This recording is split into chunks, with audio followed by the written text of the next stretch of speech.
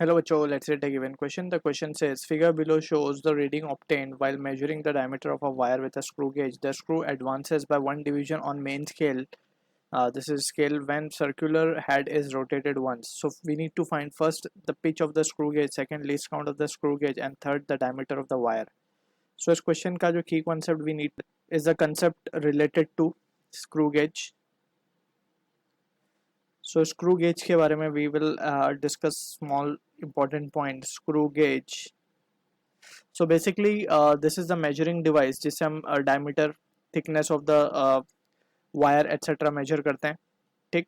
अब screw gauge का जो least count basically होता है, it can measure least up to 1/100 of mm. ठीक है, this is the least count of it. So ये तो एक स्टैंडर्ड स्क्रू गेज का है, but that depends upon the circular scale and main scale. तो वो देखते हैं साइमल्टेनियसली. यहाँ पे हम फॉर्मूला लिस्ट डाउन कर देते हैं जो जो हमने पढ़े हैं. तो इसमें सबसे पहले तो पिच की बात करते हैं हम. तो पिच बेसिकली क्या होता है, ये हमारी मेन स्केल होती है and this is our circular scale. तो अगर हम सर्कुलर स्केल का वन कंप्लीट रोटेट करते हैं इसको सर्कुलर स्केल को, तो कितना वो आगे प्रोग्रेस करती है मेन स्केल पे, कितना आगे मूव होती है वो, उसको हम कहते हैं पिच. ठीक है ना. तो पिच के बारे में तो ये चीज़ क्लियर होगी कि distance or covered on main scale for one complete rotation of circular scale. ठीक है, ये हो गई बात पिच की. इसके बाद आता है least count. So least count का formula we can remember over here. It is nothing but pitch upon number of divisions on circular scale. ठीक है. So this is all about least count. And finally we reading जब हम निकालते हैं तो reading के लिए हम करते हैं main scale reading plus least count into circular scale reading. ठीक है. So this is the basic understanding we need to have. अब यहाँ पे जो सिचुएशन गिवन है उसके अकॉर्डिंगली हम देखते हैं. हमें बोला गया the screw advance by one division on main scale, यानी कि जो सर्कुलर स्केल है ये 1 mm आगे बढ़ती है when circular head is rotated once. तो जैसे हमने बात किया ये पिच गिवन है बेसिकली हमें. सो वन डिवीजन, अगर हम देखें one division on main scale यानी कि ये 1 mm है बेसिकली. ठीक है ना.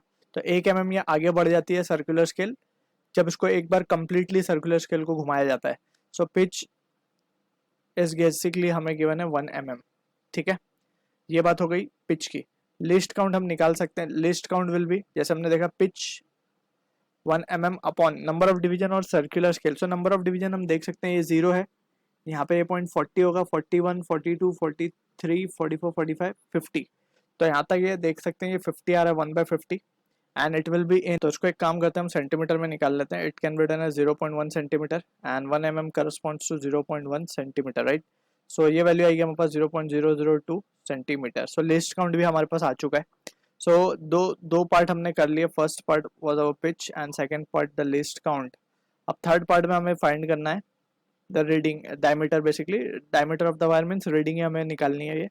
सो रीडिंग को हम लिख सकते हैं या फिर diameter of wire. Basically we can write diameter